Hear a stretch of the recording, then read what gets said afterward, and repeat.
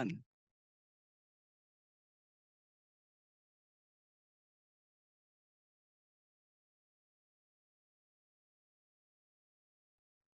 Hello everyone, bonjour à tous. Je m'appelle Joel Heisey et je suis directeur principal approvisionnement et gestion du matériel au secteur de la gestion des investissements du Bureau du Controller General du SCT. Aujourd'hui, j'agirai en tant que modérateur de cette table ronde sur la politique achetée canadienne. Before we begin, I'd like to acknowledge that I'm joining you from the traditional unceded territory of the Algonquin Anishinaabe people. I'd encourage you to take a moment to reflect on the traditional territory upon which we are working today. I want to start by sharing an idea. Every contract we award is a choice. In the federal government, procurement is often framed as an administrative function, a series of compliance exercises and transactions. But that perspective underestimates the extraordinary responsibility we hold. Public procurement, which represents over $40 billion in annual spending at the federal level, is one of the most strategic economic levers in the country. And every time we use it consciously, we have the opportunity to strengthen the foundation upon which Canada stands. Nous nous réunissons à un moment décisif. Pendant des décennies, l'environnement commercial mondial était prévisible et nos stratégies ont suivi le mouvement en nous concentrant sur le prix le plus bas et la livraison le plus rapide. But the world has changed, and today we face a landscape that is increasingly divided and more volatile. And last September, the Prime Minister sent a very clear message to Canadians and to public servants. Canada will no longer be a bystander to these global shifts. Avec le lancement du cadre stratégique de la politique d'approvisionnement acheté canadien, nous sommes passés d'une attitude axée sur les meilleurs efforts à un mandat obligatoire. Ce n'est pas une question d'isolement, c'est une question de souveraineté. Il s'agit de s'assurer que lorsque le Canada achète et construit, il le fait en accordant la priorité absolue aux intérêts canadiens. To the procurement practitioners in this room, I want to be very clear about your role. In this new era, you're not just administrators of contracts. You're, in a very real sense, promoters of Canada's economic resilience and defenders of our sovereignty. Chaque décision que vous prenez dans le cadre de l'élaboration d'une stratégie d'approvisionnement est une occasion de renforcer nos industries et de faire en sorte que nos concitoyens canadiens conservent leur emploi. Soyez confiants et fiers de savoir que votre expertise est un élément essentiel du moteur de cette transition. We know the road ahead isn't without its challenges. The policy requirements represent a massive shift in the way that we work. It requires new skills, new methodologies, and a new way of thinking about best value. C'est exactement la raison pour laquelle nous sommes ici aujourd'hui. Nous ne sommes pas ici pour simplement lire le texte de la politique. Nous sommes ici pour discuter comment donner à nos innovateurs locaux les moyens d'être plus compétitifs sur la scène mondiale. Comment pouvons-nous naviguer dans ces complexités sans sacrifier l'efficacité? Et comment pouvons-nous nous assurer que les investissements publics que nous gérons rendent le Canada plus fort aujourd'hui et aussi à l'avenir? I'm honored to be joined by a panel of leaders who are navigating these exact questions. They're here to share with you their experiences to date, to offer you their lessons learned that can help in your application of the policy. So the first half of our session will be a panel discussion, and the second half will be an opportunity for you to ask our panelists questions. And with that, I'd like to get started. So I will ask the panelists to first take a few minutes to introduce themselves and their roles. Ron, can I start with you, please? Sure. Thanks, Joel. Good afternoon, everybody. My name is Ron Cormier. I work at Public Services and Procurement Canada. In my role at PSPC, I'm a Director General, and I oversee procurement of IMIT, research and development, and professional services contracting on behalf of departments across government as a common service provider. And I'm looking forward to today's discussions. Thanks.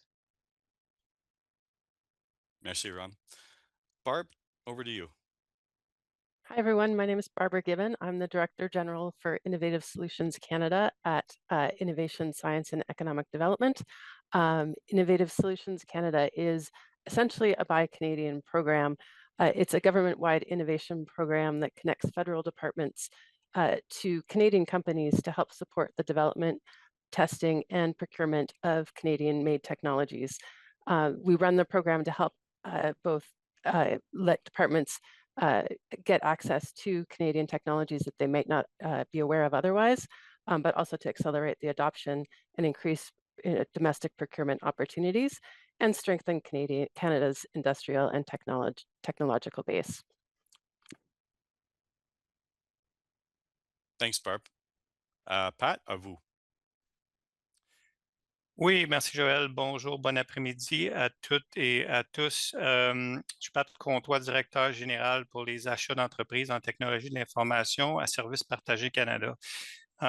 Premièrement, je dois dire, ça me fait vraiment plaisir d'être ici pour participer avec mes collègues à une discussion sur un sujet très important pour supporter le développement économique du Canada. And maybe just quickly, for those of you that may be a little bit less familiar with Shared Services Canada, at a very high level, we're responsible to deliver the information technology services for the government of Canada. Think about things you use on a daily basis, like microcomputer, and things like hosting services such as data center or cloud services, networking solution, telecommunication like satellite, and things that support employees' productivity directly, like the 365 suite as an example. So like PSPC, we are a common service provider, but we're focused on the delivery of IT services, including the procurement to enable the delivery of these services. Donc, mon focus aujourd'hui, si je peux dire, sera donc plus axé sur l'impact de la nouvelle politique acheter canadien sur l'acquisition des services de technologie de l'information. Donc, encore une fois, très heureux d'être ici, puis j'ai très hâte d'entamer les discussions. Merci, Pat. And finally, Scott, over to you, sir. Yeah, hi. I'm Scott Levac. I'm the Director of Technology Strategies within the Office of the Chief Information Officer at Treasury Board Secretariat. We're primarily a policy shop. I think the main reason that I'm included in this panel is I was part of a team that published a paper on the topic of digital sovereignty a few months ago. And we see a certain amount of overlap between this topic around Buy Canada, but also digital sovereignty. So I think that's my main purpose here, is to talk a little bit about how we view digital sovereignty in the context of this new policy. Perfect. Thank you, Scott. And with that, we'll start our panel discussion. So we've organized the discussion today sort of into rough themes. We'll start with theme one, setting the foundation. So this is about trying to just sort of clarify what the policy is for those of you who might not have a strong appreciation of it. Ron, I'm going to start with a question for you, if you don't mind. To kick us off, can you give us a high-level overview of Buy Canadian objectives, what this new framework covers, and how the policies are applied? And as a corollary, when do the policies not apply? Great. Yeah, thanks for the question, Joel. So I think you provided some excellent context in the intro remarks. I won't dwell on it a whole lot other than to say federal spending on goods, services, and construction at this point is averaging a little over $50 billion a year. And Canada as a country has become highly reliant on exports. It's a disproportionate reliance compared to the open import market that we effectively have as our trading position up to this point, and it's particularly vulnerable as a result. So, in response to the changing global landscape, and we're all quite familiar with it, back in September, the PM announced the Buy Canadian policy. It's part of a suite of comprehensive measures to protect, build, and transform Canadian strategic industries. So, when we look at objectives at a high level, Fundamentally, the suite of policies is designed to strengthen Canada's economic resilience and leverage federal procurement to support domestic industry and workers. Um, the policy approach isn't one policy. It's really made up of three principal policies. There's the that are currently available, I should say. So there's the policy on prioritizing Canadian materials, which at a high level is about requiring the use of Canadian produced steel, aluminum, and wood in certain defense and construction projects. It's another policy is the policy on prioritizing Canadian suppliers and Canadian content, and that's designed to favor Canadian businesses and incentivize the use of Canadian content in the delivery of goods and services. And then there's the policy on reciprocal procurement, which is limiting participations from countries that don't offer similar access to their markets that Canada offers to its market. There's also a fourth policy that's in the works, and be a little premature to talk in great detail about it today. But there's a policy on small business procurement that we anticipate to come out a little later in 2026. So in terms of specifics, the suite of policies largely prioritizes Canadian suppliers and content and strategic procurements.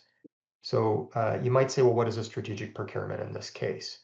Well, right now that means a procurement over $25 million. But beginning in June, I think the date is June 15th, that $25 million figure will drop to $5 million as the threshold for the application of the policies and related measures. And it relates specifically to strategic commodities that are listed in the policy suite. I'll list those very quickly. There's defense and security, information and communication technology, infrastructure, construction and transportation, health and pharmaceuticals, and consumer and industrial goods and materials.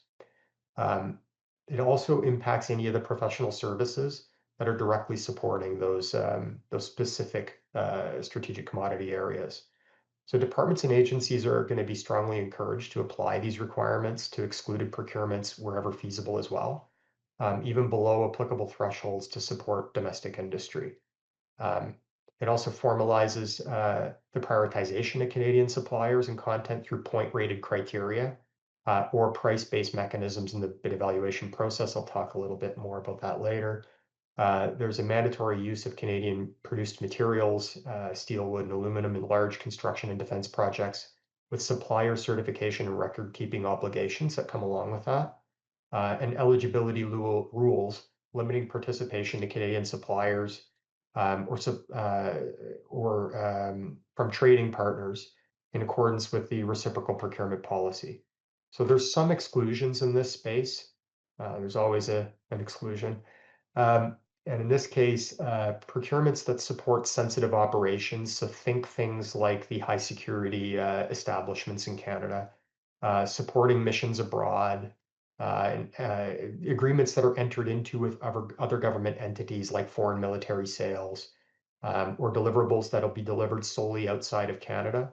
These are areas that are automatically excluded from the policy, and I think that makes sense. There's an exception process as well. It's case by case, and the policy suite makes it clear that this is only to be accessed when it's very strictly necessary. The exception reasons would be a best value, and that would be where the application of the policy would result in a cost increase greater than 25% above market rate.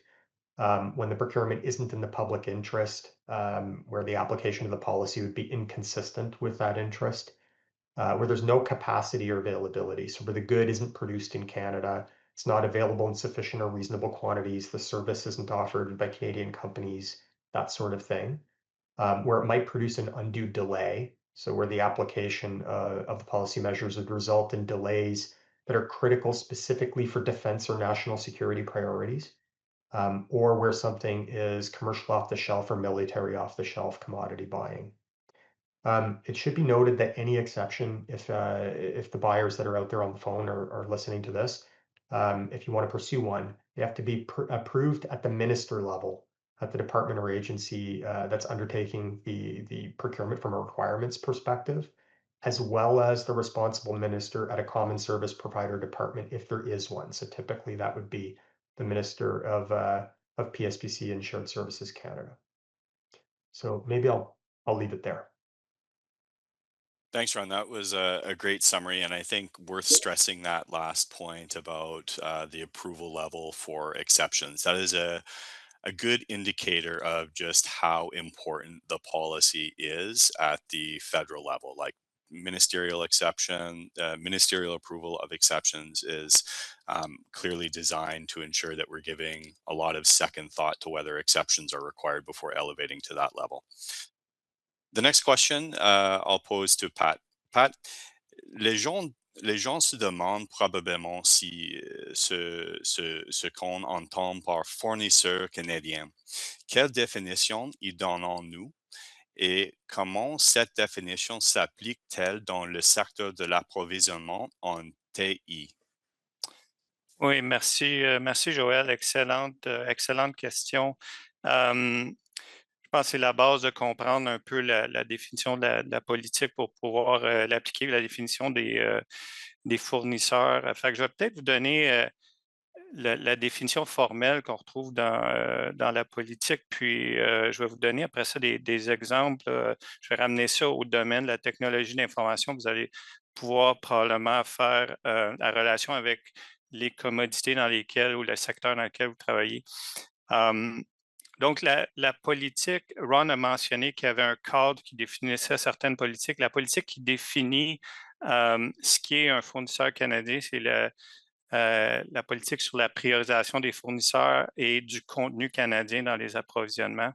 Puis, il y a quatre éléments principaux, si je dirais, là, qui définissent la politique. Premièrement, ça doit être un fournisseur ou une entreprise qui a un établissement au Canada qui est clairement désigné par un nom, puis qui est accessible pendant les heures normales de travail, puis à partir duquel ce fournisseur-là effectue ses activités de façon permanente. Ça doit être aussi un fournisseur qui est enregistré aux fins des déclarations d'impôts, donc un fournisseur qui paye ses taxes au Canada, qui maintient ses activités au Canada puis qui emploie du personnel ici dans le pays, au Canada. Puis, un autre élément important, c'est un fournisseur qui ne propose pas de confier en sous-traitance les travaux prévus au contrat d'une manière à ce que ça réduise au minimum les activités à valeur ajoutée exécutées au Canada. Donc, ce que ça veut dire, en gros, ça serait un fournisseur qui est pas seulement une façade, mais qui exécute vraiment ses activités au Canada, puis qui emploie des gens ici localement.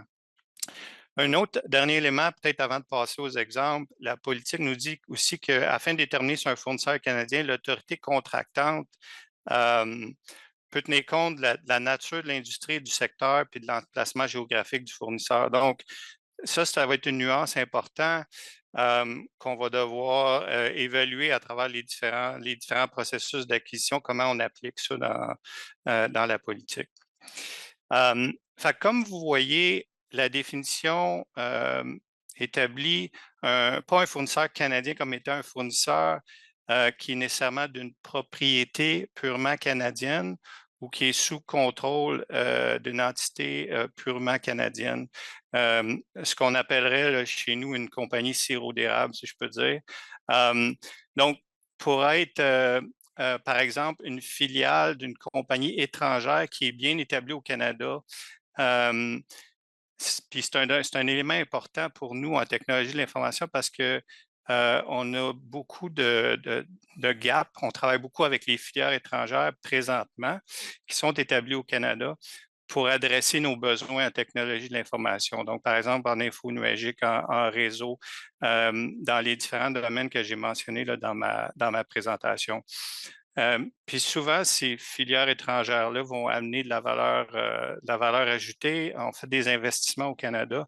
Donc, la politique ne voulait pas éliminer ou désavantager nécessairement ce type de compagnie-là, mais on voulait lui donner des incentives à venir amener plus de valeur encore au Canada. Donc, peut-être justement pour illustrer là, concrètement la définition, je donnerais peut-être 4 types de différents fournisseurs avec qui on fait affaire dans le domaine de la technologie de l'information. j'ai parlé de compagnies étrangères qui ont une filiale canadienne. Il y en a aussi en technologie de l'information. On fait affaire avec certaines compagnies étrangères ou fournisseurs étrangers qui n'ont aucune présence au Canada. Donc, c'est une réalité. Il y a certaines capacités qu'on n'a pas. Puis, on doit faire affaire quand même avec ces compagnies-là. Donc, eux seraient désavantagés par notre politique parce qu'ils ne seraient pas définis comme une compagnie canadienne. Donc, on va les motiver à venir justement faire des investissements au Canada, puis amener de la valeur. Deuxième type de compagnie, c'est ce que j'ai mentionné, une compagnie étrangère avec une filiale canadienne qui crée de l'emploi, qui crée de la valeur. Puis, ces compagnies-là, on veut les stimuler à venir en faire plus chez nous, puis c'est ce que la politique va nous permettre de faire.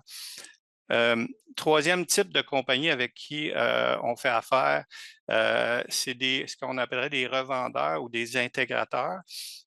Qui sont, eux, sur le contrôle canadien, qui sont de propriété canadienne, puis qui travaillent souvent justement avec des fournisseurs de compagnies étrangères. Il y en a qui amènent beaucoup de valeur ajoutée. Donc, ils vont faire, par exemple, de la formation, de l'installation au Canada, de la configuration de différents types. Puis, il y en a d'autres qui sont seulement des revendeurs. Donc, ce qu'on veut faire avec la politique peut nous servir justement pour ajouter de la valeur à ces fournisseurs, à ces intégrateurs-là. Puis, le dernier type de vendeur avec qui on fait affaire en technologie de l'information, c'est des compagnies canadiennes qui sont sous contrôle canadien, qui sont sous propriété canadienne, puis qui ont des capacités locales. On a des excellentes compagnies au Canada qui designent et qui fabriquent, par exemple, des serveurs. On n'en a pas beaucoup. Même chose dans le domaine infonuagique. Donc, ce qu'on veut faire avec en support à la politique, c'est justement de donner des incentives, de stimuler le développement de ces compagnies-là pour en faire plus pour nous, puis possiblement exporter pour amener encore plus de valeur. Donc, comment on va implémenter la politique va être clé à permettre à ces 4 différents types d'entrepreneurs, de fournisseurs, d'augmenter leur capacité à venir nous aider à apporter de la valeur, à créer des emplois au Canada. Donc, j'espère que ça vous a aidé. Puis, encore une fois, là, vous devriez être capable de faire un lien entre le type de compagnie avec qui on travaille dans le domaine de la technologie, puis vos différents secteurs d'opération. Donc, je vais arrêter ici, Joël. Merci, Pat. Nous apprécions la clarté de la définition. De toute évidence, il n'est pas toujours simple d'identifier une fournisseur canadien. OK. Next question. Scott. Scott, qu'est-ce que la souveraineté numérique et comment la définition de fournisseur canadien appuie-t-elle ce concept?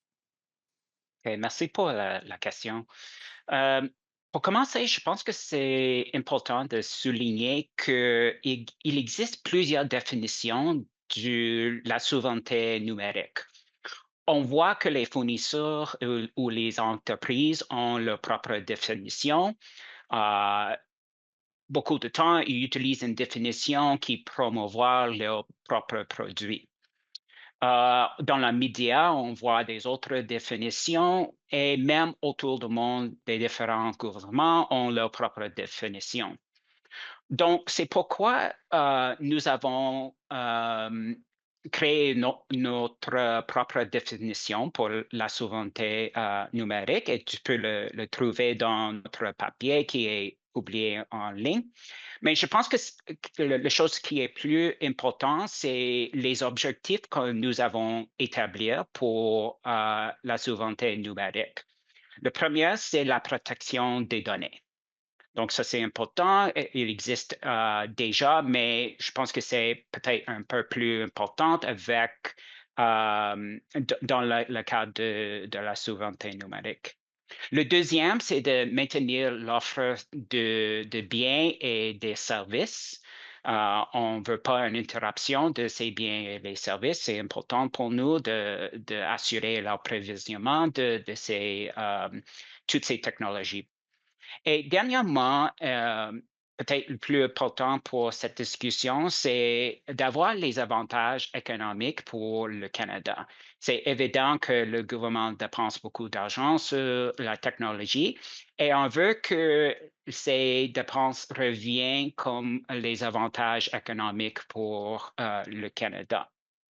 Donc, pour répondre à ta question, je trouve que la définition de fournisseur canadien s'aligne bien avec le troisième bout, le troisième objectif, c'était d'avoir des avantages économiques pour le Canada. Euh, comme c'était déjà dit, ça exige que les fournisseurs ont une présence au Canada, qu'ils ont des effectifs au Canada, qu'ils font les investissements en Canada. Donc, ça appuie très bien cet objectif. Parallèlement, cette définition ne porte pas sur la propriété ou la citoyenneté des effectifs. Et je pense que ça, c'est important aussi parce que nous voulons l'accès à la marché global de technologie. Beaucoup de technologies viennent autour du monde, donc c'est important que nous maintenir accès à ce marché. Et aussi, ça cause des investissements au Canada. Donc, en conclusion, je trouve que la définition de fournisseur canadien est bien alignée à notre troisième but pour la souveraineté, qui est les avantages économiques pour le Canada. C'est là. Merci, Scott. Euh, j'ai des questions et j'imagine que nos participants en auront aussi. So we'll get to those when we get to the second part of our panel discussion. That was theme one. We're going to move now quickly to theme two, which is about operationalizing the policy. I'm sorry. So more of the implementation aspects or considerations. Ron, I'm going to start with you again, if that's all right. Evaluation is where the rubber hits the road when it comes to implementation of policies within of this policy within the procurement realm. What does Canadian content entail when a bid is being scored? And for non-specialist procurement officers who might be listening in, how do they distinguish between a middleman vendor and a true Canadian value-added bid? Yeah, thanks, Joel, for the question. I think it merits a little bit of attention. So, um, on the first part on what does Canadian content entail? So, Canadian content in the sense of the policy refers to tangible, measurable domestic economic value that's embedded in a supplier's bid. And it goes well beyond the supplier's mailing address. So for goods, bids earn points when they're manufactured or processed in Canada, not simply resold by a Canadian distributor. And for services, Canadian content includes the proportion of labor, overhead, and services that are performed in Canada.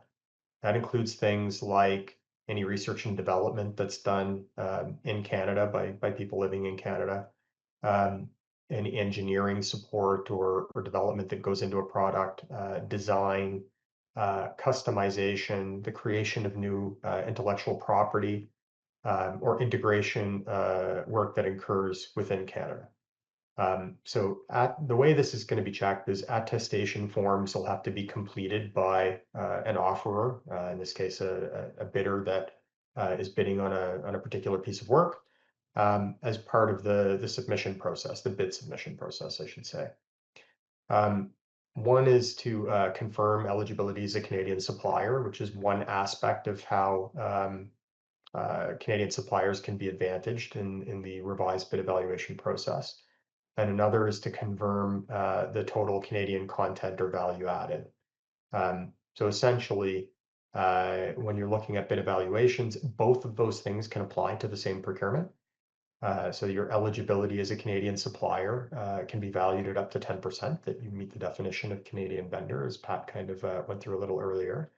And the content, the percentage of Canadian content that is added to that bid can be up to another 25% of the bid evaluation in total.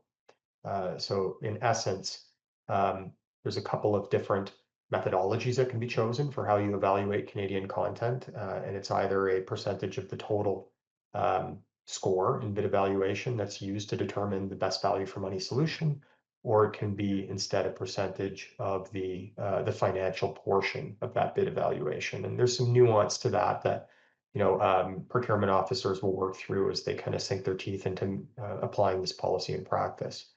So then you asked about middlemen, and I think that's a good question. So how do we define or identify or distinguish who's a middleman, and contrast that with a real Canadian value-added bid?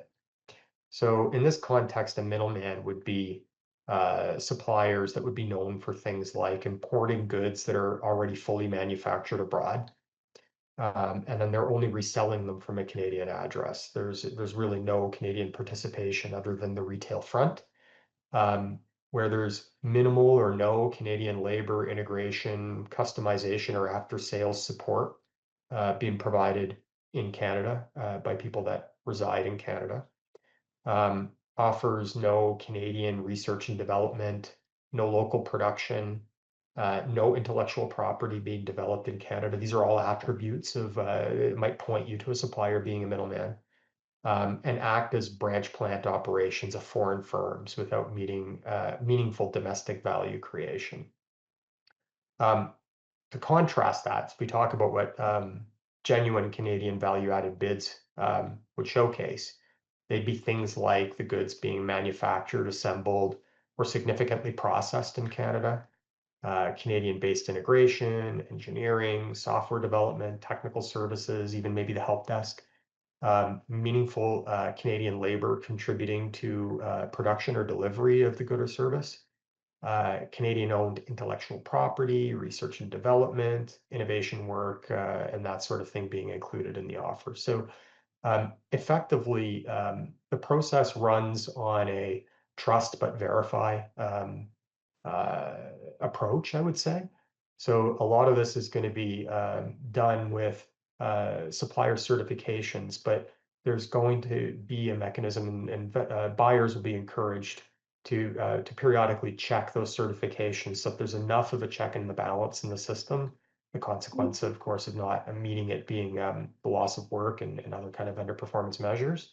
But it's very much a landscape where a contracting authority can ask companies for evidence of any of this stuff if it's not clear in the bids.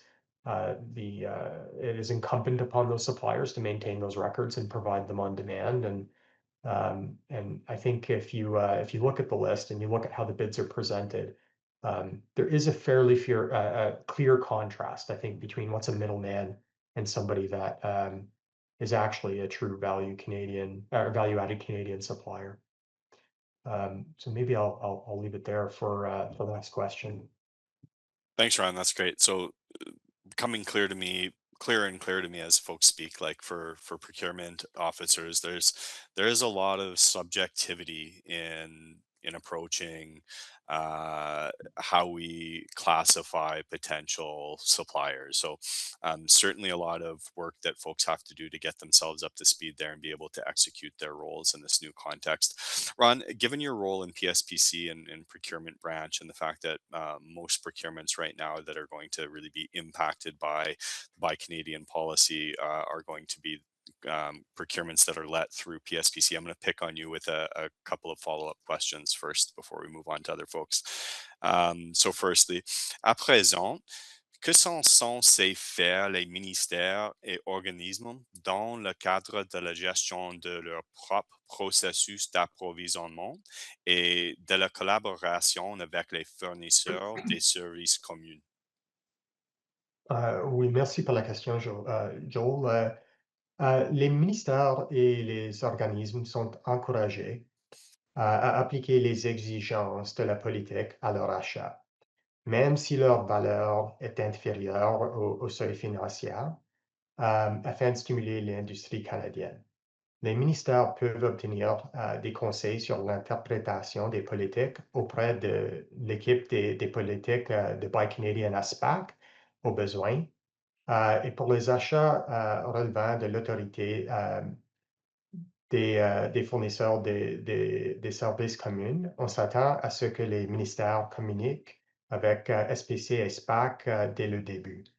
En tant que l'organisation d'achat, vous devrez réfléchir à acheter canadien et cela comprend, par exemple, vérifier si les entreprises canadiennes, y compris les petites et les moyennes, les innovateurs ou les entreprises autochtones, ont des capacités qui peuvent contribuer ou s'il existe des raisons de sécurité ou de chaîne d'approvisionnement qui justifient l'approvisionnement au Canada. Ils peuvent collaborer avec l'autorité contractante pour concevoir l'achat de la matière, élargir l'accès pour les fournisseurs canadiens, par exemple, développer des contrats surdimensionnés, tout en évitant de continuer ou de contourner, je voulais dire, des règles ou de fractionner les marchés. Ils devraient mobiliser l'industrie dès le début. Des demandes de renseignement, des journées d'industrie, par exemple, et communiquer clairement avec l'industrie. Ils devraient aussi collaborer ou élaborer en collaboration, je veux dire, avec l'autorité contractante, la méthode d'évaluation permettant de prioriser le contenu canadien. Dans votre énoncé de travaux et votre plan d'évaluation, s'il vous plaît, reconnaissez les avantages canadiens légitimes. Par exemple, le rendement dans les climats froids, la disponibilité de matériaux fabriqués au Canada, les travaux effectués au Canada, etc. Puis lorsque la politique a été appliquée, gérer le contrat pour faire le suivi des résultats tels que l'emploi de Canadiens et Canadiennes, la sous-traitance, les matériaux et l'innovation, en veillant à ce que les exigences du contrat en matière de contenu canadien soient respectées. Ouais, probablement, je vais le laisser là pour l'instant, Joël. OK, merci. Bon conseil. En deuxième question de suivi pour vous. Donc.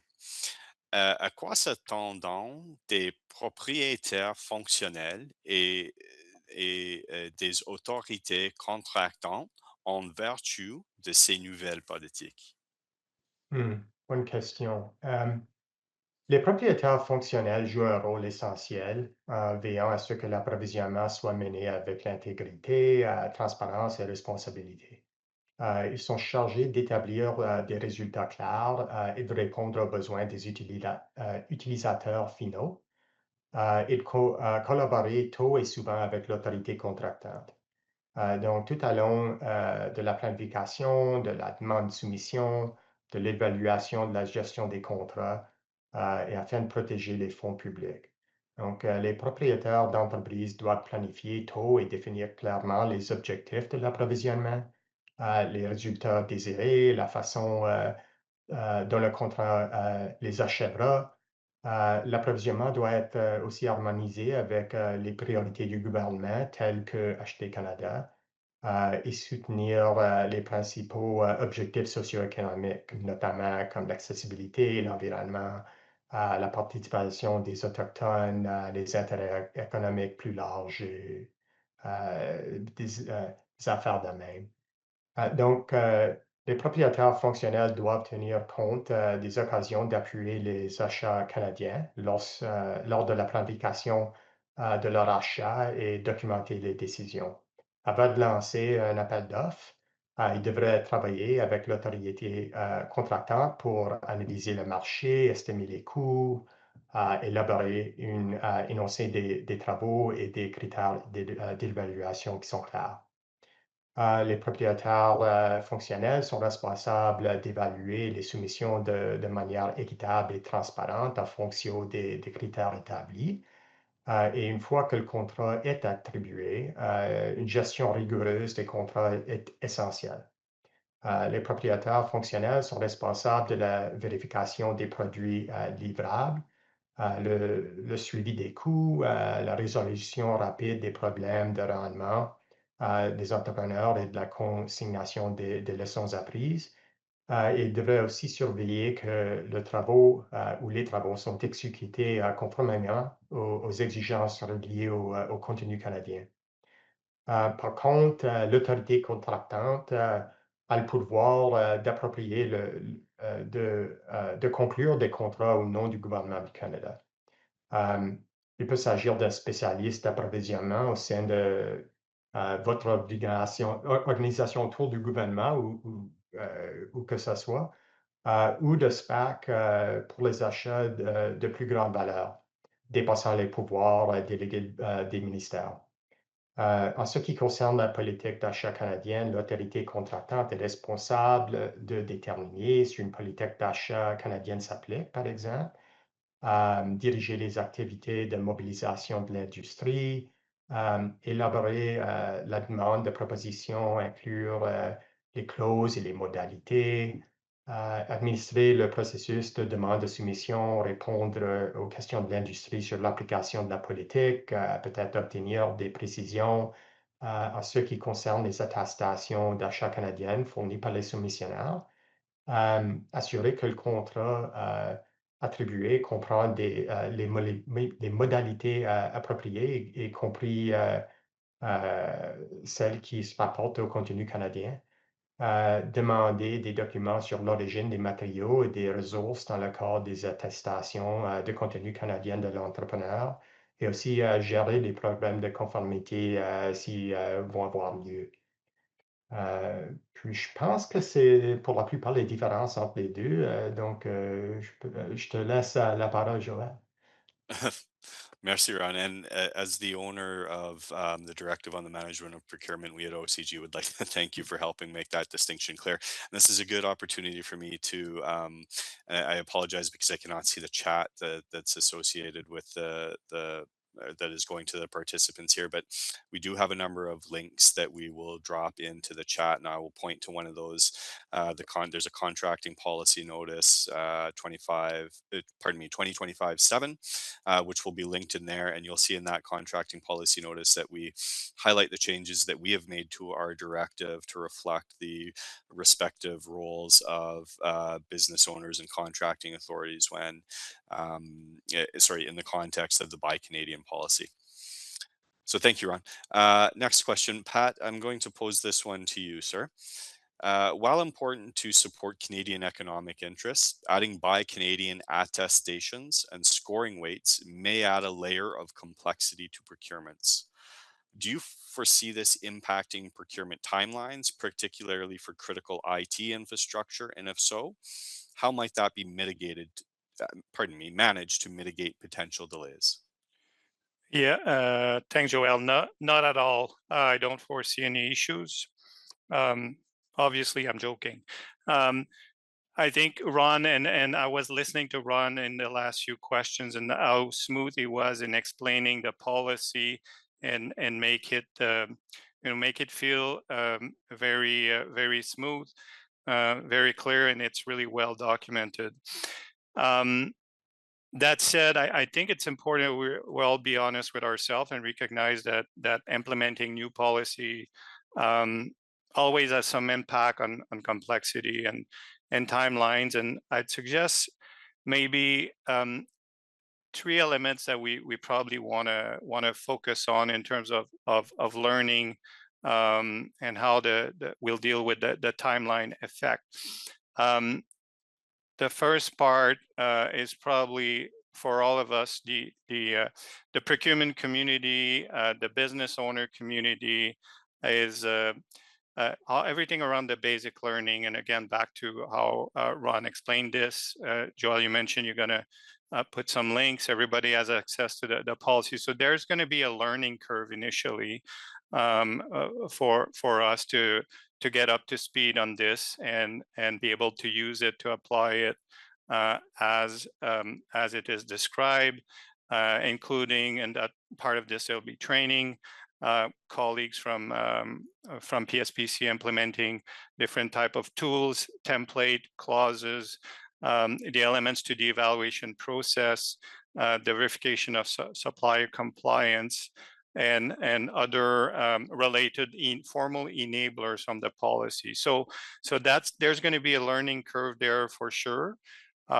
which could have some impact on timelines. The second piece is also, I'd say, related with the learning, but it's then how we apply the policy based on our respective sector and domain, and learn to use some of the flexibility to our advantage to achieve the objective of the policy, which is to bring more value and increase the value that's brought to the economy, increase the supplier ecosystem within each of our domain, to ensure that we get, at the end of the day, the right goods and services, the good quality at a good price, but ensure, again, we achieve the socioeconomic benefits that we're looking for. It should say the economic benefits. So so learning to use the policy basically along the way. And the third element that's really going to be important to consider is our vendor community, our supplier community.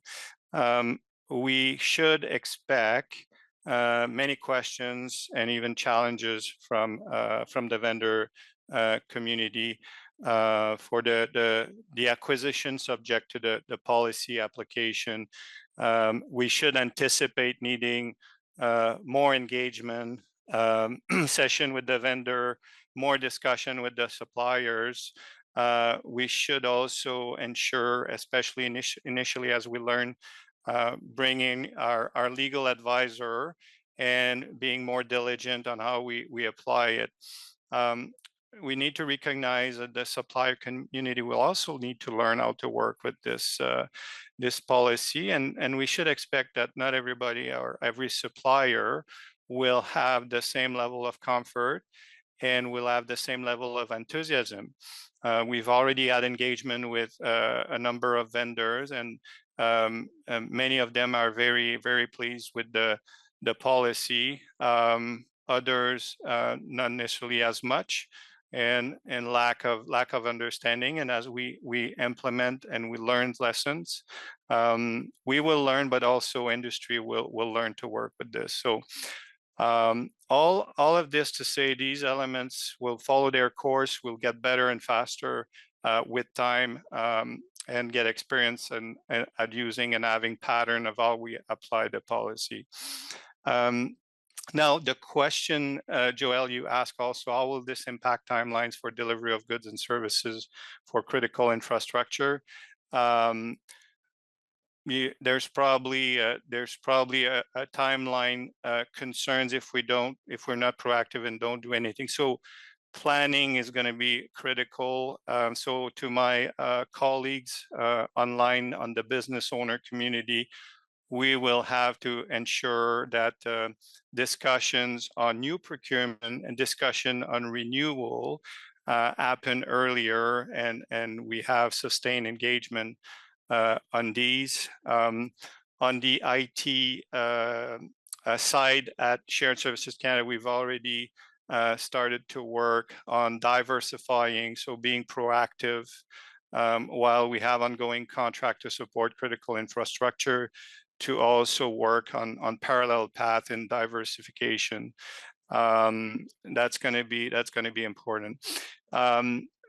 I think Ron talked about the exception process at the start. It's certainly a consideration to ensure that we maintain our critical infrastructure healthy, but it's not something that we should abuse. And there's a level of complexity with the exception process, and for the right reason. So again, planning and engagement is going to be key. So in a nutshell, will there be a timeline impact? Yes, and more initially, but can we work through this to ensure critical services and goods are not impacted? Absolutely, and it'll be a collaboration effort. So I'll stop here, Joelle, on that question. Excellent. Thank you, Pat. It'd be interesting hearing potentially when we get to the Q&A period more about what you're hearing from suppliers. Be interesting insight for sure. Barb, last question of this theme to you. How does the Canadian supplier definition align with the existing criteria for Innovative Solutions Canada? And you talked a little bit off the top about what your program was, but if you want to dive into a further explanation, happy to hear it here. Yeah, for sure. Thanks. So, I mean, as I noted off the top, Innovative Solutions Canada is a Canadian by Canadian program, right? Like it is an innovation program, and it looks to help support Canadian companies.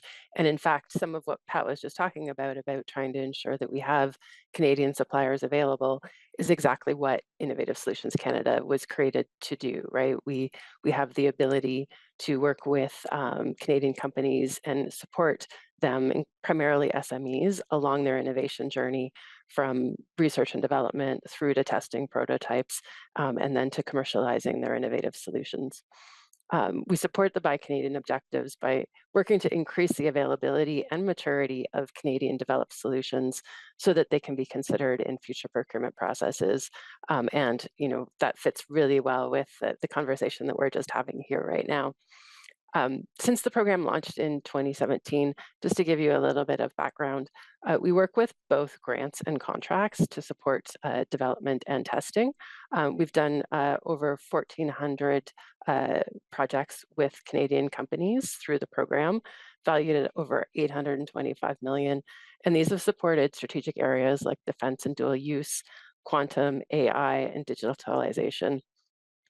We're also uniquely positioned to support departments in implementing the Buy Canadian policy because we do have this ability to do calls for solutions to help develop the Canadian ecosystem so that where we think we may have a gap in what Canadian companies can address, we can work through Innovative Solutions Canada to help Canadian companies build that capacity over the coming years. Le programme consacre depuis plusieurs années à l'identification d'entreprises canadiennes innovantes, ce qui nous donne une expérience pratique dans la définition et la reconnaissance des fournisseurs canadiens.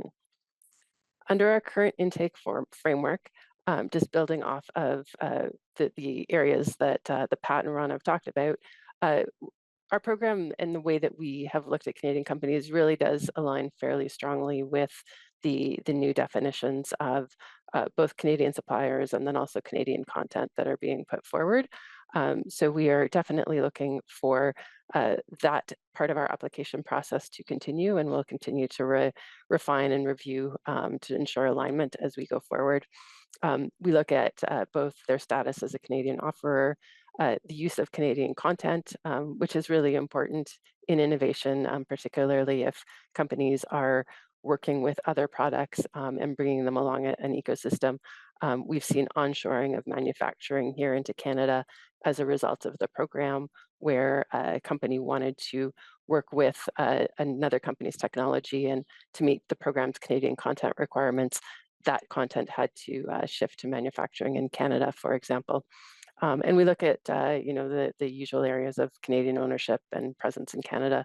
So I think overall we feel that we've got a lot of experience in working in the areas that this policy will be focusing on, and we'll continue to work with our colleagues as all of this moves forward. Thanks, Barb. That's it for our second theme. We'll move to the third. Before we do, I'll just provide a quick reminder to participants. In the top right part of your screen, you'll see a bubble. You can use that icon to submit questions to the moderator for the Q&A session that's to follow the panel discussion. So if you haven't already been doing that and you have questions that are that you're starting to accumulate, please do feel free to add them, and we'll try to get as many as we can in the second hour of our discussion. On to theme three. So strategic integration, innovation, sovereignty, and SMEs. So continuing on some of the themes that we've already discussed a little bit, but we're going to do a little bit of a deeper dive. Scott, I'm going to pose the first question to you, sir.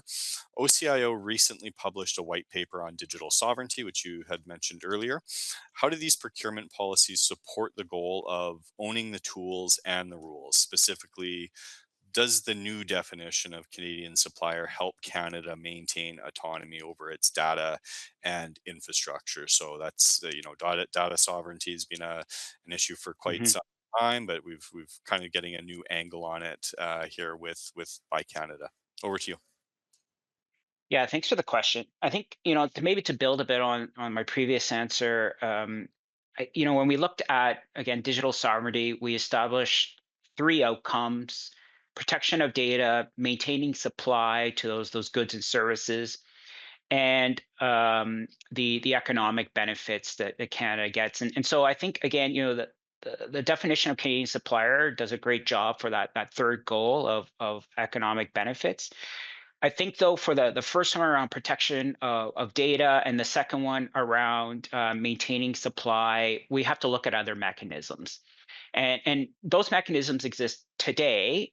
We just may not have used them, for these specific type of threats.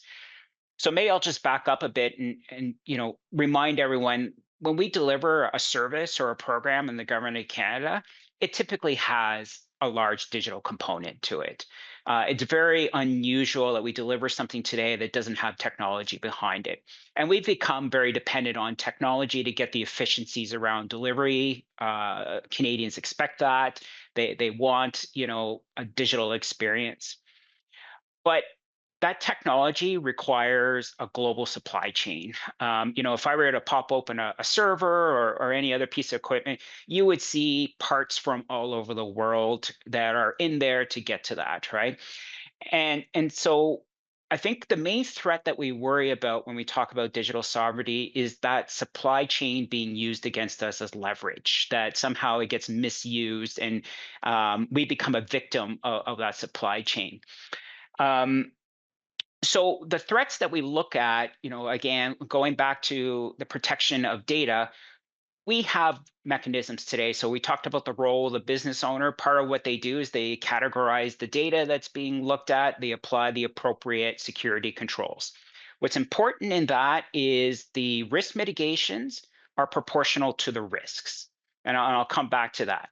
For the maintenance of supply, we use business continuity planning today, right? We worry about interruption. And typically, we've always thought about interruption being a tornado, an earthquake. But now we also have to think about the interruption of supply. So we have a business continuity methodology. We can assess the risks around it and apply appropriate mitigations.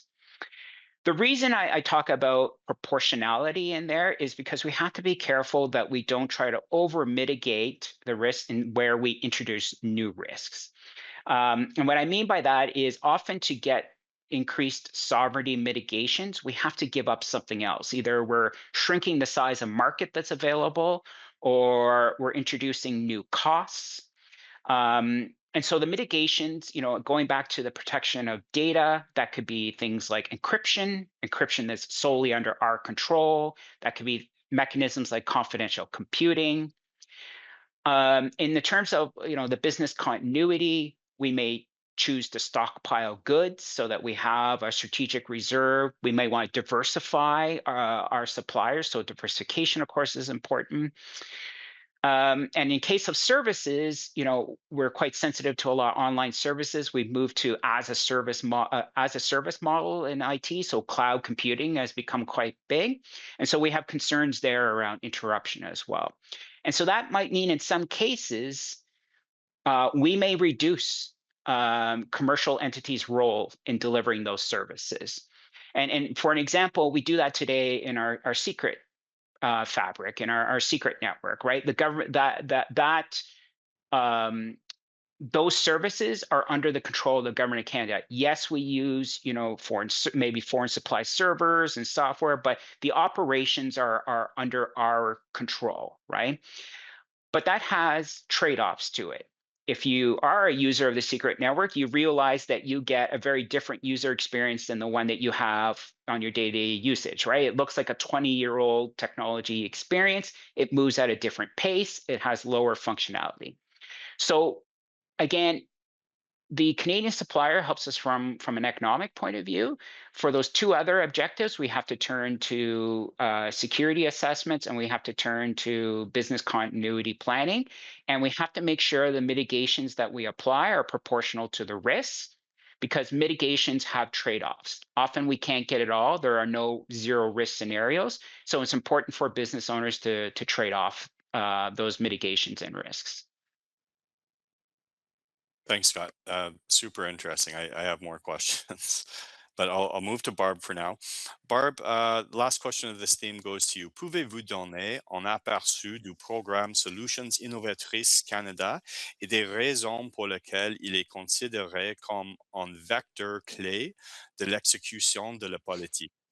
Comment les ministères peuvent-ils en tirer parti pour atteindre leurs propres objectifs dans le cadre de la politique?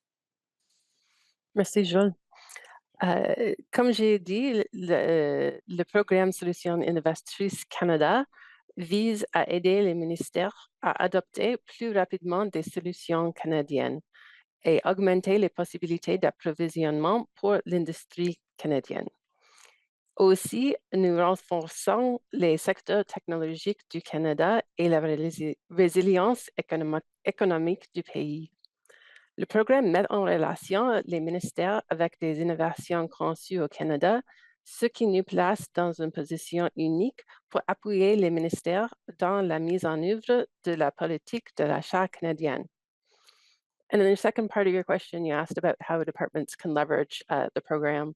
So there's a few ways we can do this. To start with, and maybe the most straightforward, is that Innovative Solutions Canada has a strong and growing pipeline of qualified Canadian technologies that are available for testing now, and also with technologies available for commercial procurement.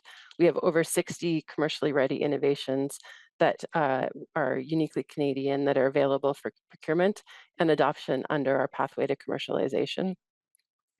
And these include quantum technologies, AI technologies. We have a AI-driven platform that helps inspect federal assets.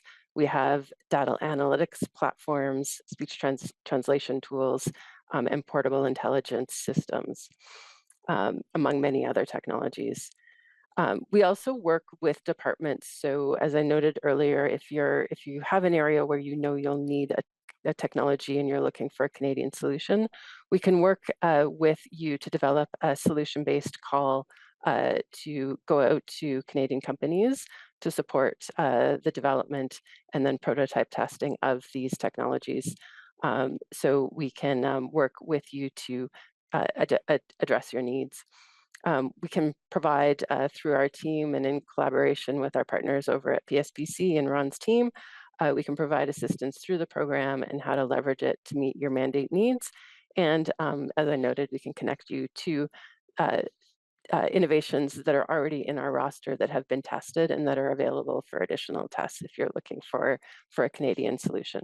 So there's a number of ways you can reach out to us, and we'll be happy to follow up and see what we can do. Thanks very much, Barb.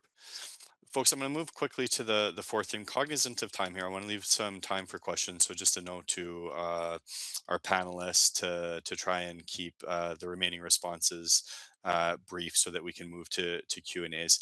Ron, I'm going to pose the first question to you in this theme. So this is about risk, results, and sort of the larger global context. We've seen amendments recently to the CITT procurement inquiry regulations. What are these and how do these support the Buy Canadian objectives?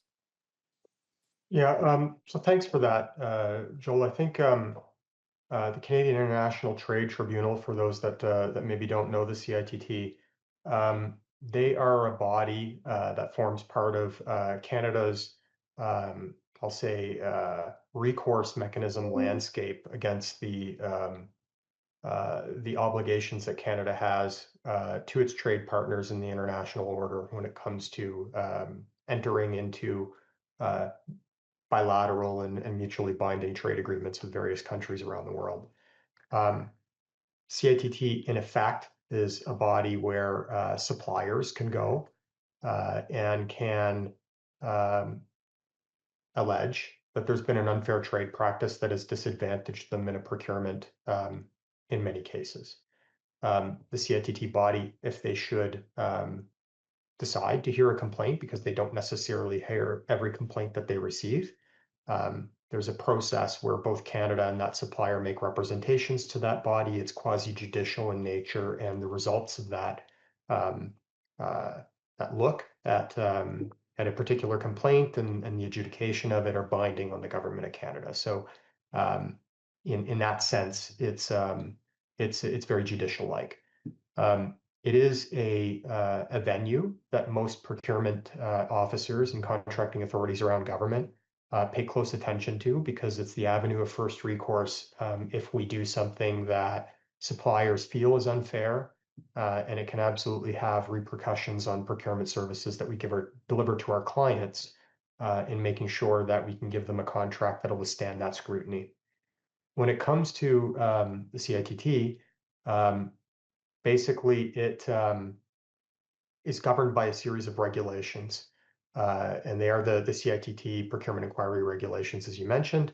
And they were recently changed, I think in November was the time frame. So those changes, although the policy suite around Buy Canadian was released after those changes, I'll say the consideration or contemplation of the changes of the CITT regulations foresaw the Buy Canadian policy. They were part of that modernization package that went into the regulatory changes. And because of that, the government thought to include in the new CITT regulations to include a blanket exception for the Buy Canadian policy. So in other words, if a supplier were to make a complaint based around the application of or invocation of the Buy Canadian policy, CITT is not a body that can hear the complaint on that basis. Suppliers can make a complaint to the CITT about any number of issues on a procurement where the Buy Canadian policy applies, but not specifically on the application of the policy itself or that procurement falls under the policy. So what that would mean is, for example, they would not hear a complaint. They would not agree to hear a complaint or accept that as a recourse avenue for measures that restrict participation to Canadian suppliers or that favor Canadian suppliers. They wouldn't be able to complain that the requirements that supplied goods or services must be Canadian, or that they favor Canadian goods or services. They can't hear a complaint on the basis that requirements favor the use of Canadian materials or Canadian subcontractors. They will not hear complaints that bids must provide benefit for Canada or contain a minimum Canadian value added, or favor bids based on these factors. And they can't hear a complaint based on restrictions that limit participation to small businesses. They also can't challenge definitions. So the definitions in the policy suite for Canadian supplier, Canadian good, Canadian material, subcontractor, benefit to Canadian, Canadian value added, and so on. These are not reviewable by the CITT because of the regulatory changes.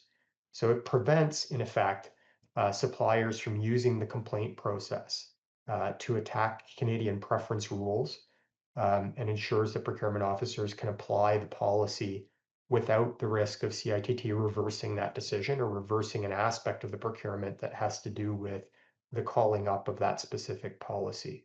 It's important to note, though, it doesn't exempt the procurement from CITT oversight. So on aspects of that procurement that are challengeable, that don't necessarily relate to the Buy Canadian policy, might relate to something else, like the basis of selection or how a bid evaluation was conducted or something of that nature. They can still be brought to the CITT. It's just specifically taking off the table that the nature and basis of that complaint would be that the Canadian Buy Canadian policy and all its kind of subcomponents were added and applied to that procurement. Thank you, Ron. Barb, last question of this theme to you. How will we know if the policy is working? What specific metrics are being tracked? I think for this one, I'll take a little bit of a step backwards. clearly across all the Buy Canadian work, the key metric will be whether Canadian companies, including SMEs, are getting contracts with the government. I think, though, this is about more than that, right? Like, putting on my ISED hat, we're doing this because we want to support the Canadian ecosystem. We want Canadian companies to be growing and scaling. And we know that one of the key levers to help Canadian companies grow is to give them access to federal government contracts. So, maybe if I look at it in terms of how our program reviews, when we are working with Canadian companies, we look, for example, at whether they are getting follow-on contracts. We look at whether they are commercializing their products, because we do work in the R&D space, whether it's creating Canadian IP. And we look at whether they're growing their markets, whether they're creating jobs, whether they are generating additional revenue, and then also fundamentally whether they're able to expand into export markets. So I think kind of this suite of how we've traditionally looked at innovation programming will be kind of the bigger and underlying factors of success beyond the initial measures of are we getting contracts into these Canadian companies. But definitely that just measuring the contracts will be a really important step to be monitoring, and to look at whether we are seeing success in the Buy Canadian policy overall. And then, from a departmental perspective, it'll be whether, as Canadian public servants, we're able to meet our needs by accessing Canadian suppliers, and whether we're able to deliver our mandates using homegrown technologies. Thanks, Barb. With that, I'm going to pose one final question, the same question to each panelist, and then we'll move to the Q&A portion of the event. So we'll maybe follow the same order that we did to introduce ourselves. Ron, I believe we started with you. So the question is, given this has been a lot of information to digest, what is one key takeaway you want the audience to remember from this session with respect to implementation of the Buy Canadian policy from your perspectives? Yeah, Ron, to you, please. thanks, Joel. I appreciate the opportunity to go first. So I think if I was to highlight anything, I would say that the key to successful Buy Canadian implementation is going to be early planning and close collaboration between your business owners and your contracting authorities. That's a partnership that's going to be so key in making this a successful endeavor. It can't be added on later by one party or the other as an afterthought. It has to be built into the strategy from the start, and early choices around things like requirements, industry engagement, evaluation design. These are going to determine whether Canadian suppliers can meaningfully participate. If you plan early, the policy, I get that it's a hill to climb to adopt new things and navigate that change management. But if you plan for it early, it becomes more natural and a lot less difficult if all the stakeholders kind of share the same vision and are working on it from the onset. So maybe I would I'll pass to my colleagues now, since you allowed me to pick the low-hanging fruit. Thank you. It's a good message. It's a good takeaway. Barb, to you. I mean, I think building off of what Ron said, I think that, as you're doing your planning, one area I would encourage people to keep in mind is, check in with Innovative Solutions Canada. We might even have a Canadian technology, a Canadian company, already tested that you can, leverage the program and move with, sometimes fairly quickly as well, if we already have it in our lists. So just happy to engage, and looking forward to seeing if we can help some of the departments as they navigate this. That's a great point, Barb. Thank you. Pat, to you. Oui, je vais complémenter un peu ce que mes collègues ont dit. Puis, Joël, je sais que tu as demandé un point. J'en aurais peut-être trois, mais je vais être le plus rapide possible.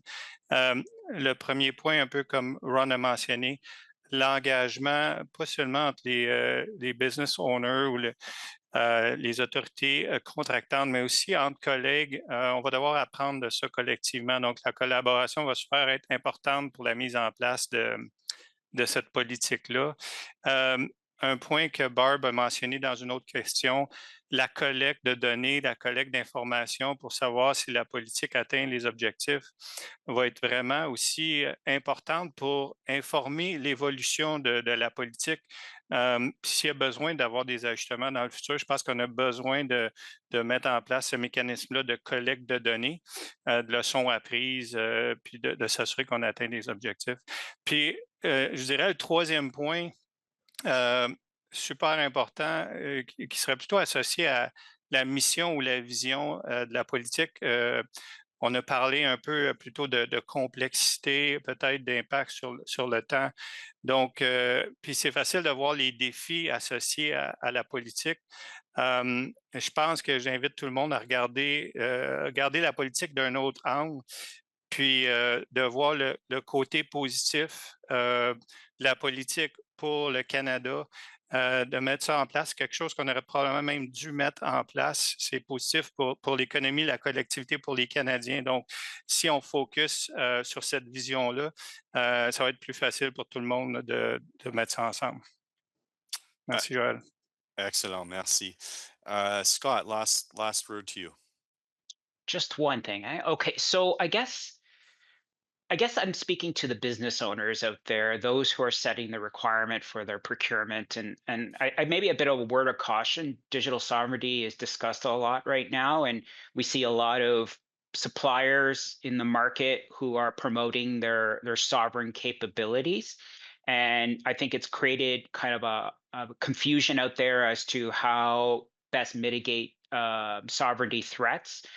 I'd say, question that marketing, be skeptical, no disrespect to our suppliers, fall back on our risk assessment frameworks that we have today for security, for business continuity planning, and make sure that you're doing that in a very rational way, and you're mitigating the risks in a way that are proportional. Your mitigations are proportional to the risks, right? Remember, each requirement that you state has a cost. It has a repercussion in terms of potentially reducing market availability, reducing the feature set that you get. So that balance is important, and rest on those risk assessment and risk mitigation frameworks that we have. Thank you. Makes me think back to my opening remarks about our procurement folks being defenders of our sovereignty, and I do think that that is true to a large extent, and you made the point a little bit there, Scott. That concludes the panel discussion component of our session here, folks. I'm going to move now to the Q&A session. Ron, Pat, I'm going to pose the first question to you as representatives of our common service providers. So feel free to decide how you want to respond or in what order. Le politique entraînera-t-elle une hausse de prix pour le gouvernement? Comment contribue-t-elle au concept d'optimisation des ressources qui ne correspondent pas toujours forcément au prix le plus bas? Peut-être je peux commencer, Pat, si tu es confortable. Oui, vas-y, Ron, absolument. OK. Comme, à mon avis, il est prévu que l'application de la politique puisse entraîner, dans certains cas, une augmentation des prix. Ce risque, selon moi, est inhérent à l'inclusion des critères socio-économiques en général, peut-être des critères environnementaux ou des autres affaires de même dans les processus d'approvisionnement. Donc, la notion de meilleure valeur, je voulais dire, s'applique dans ce cas ici. Donc, il exige qu'un approvisionnement atteigne l'équilibre optimal entre les coûts et les résultats, y compris les retombées socio-économiques. Une exemption ou exception de la politique peut être demandée, c'est disponible. S'il est prévu que les coûts augmenteront plus que 25 ou si aucune capacité canadienne n'existe, cela permet d'éviter des hausses de prix excessives, mais de toute façon, je sais qu'il devrait être exceptionnel. Donc, le gouvernement ayant considéré que oui, ça va probablement coûter un petit peu plus.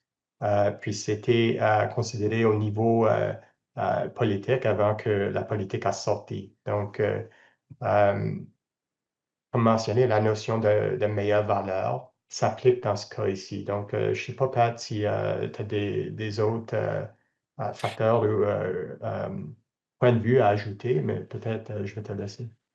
Okay. Merci, Ron. Puis je pense que tu as touché aux points principaux. Peut-être tu rajouterais, comme tu dis, le gouvernement a prévu ça quand on a mis la politique en place. Puis avec le changement qu'on a vécu récemment dans l'environnement géopolitique, on a vu beaucoup de Canadiens qui ont fait le choix de payer un peu plus cher pour encourager l'économie canadienne, que ce soit à l'épicerie ou ailleurs. Puis c'est pas différent pour ça.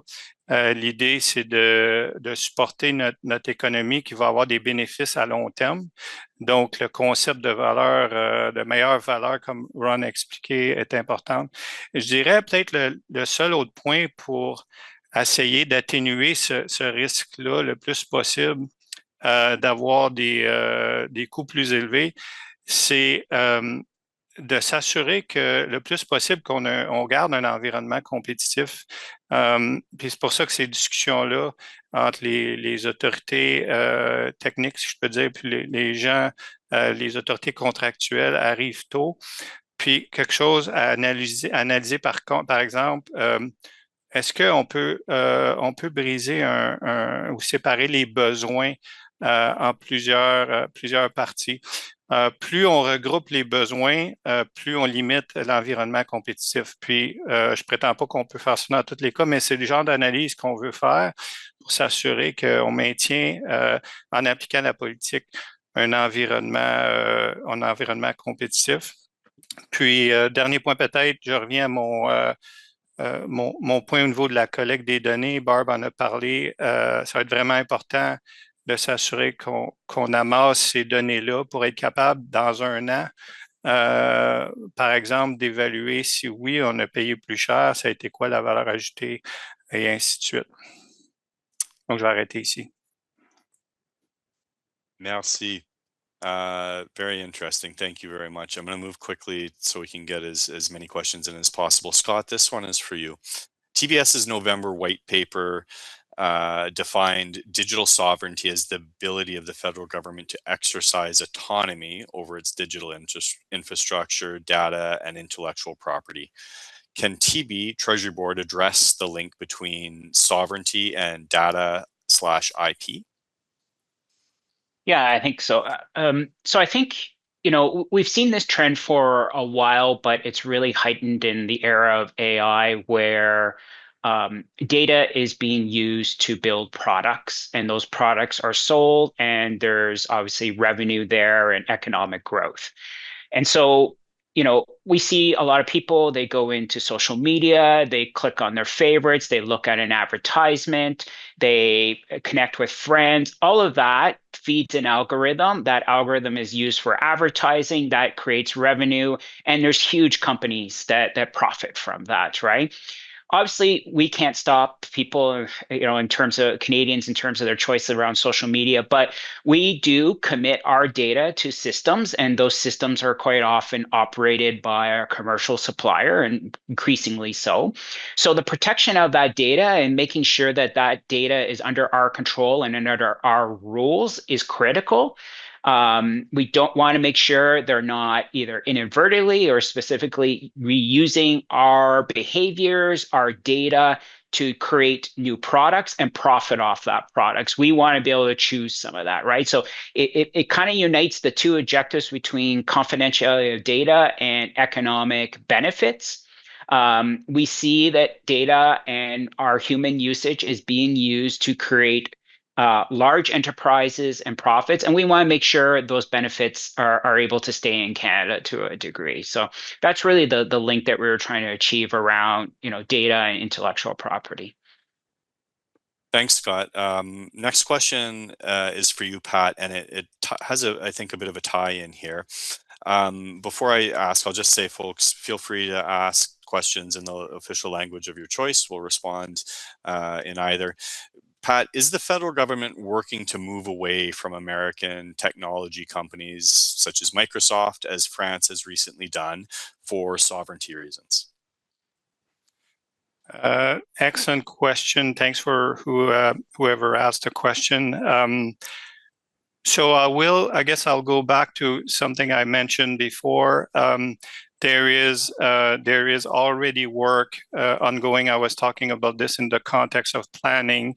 There's a lot of work ongoing at Shared Services Canada in collaboration with our colleagues from Treasury Board Secretariat, OCIO, and other key stakeholders within the Government of Canada to diversify.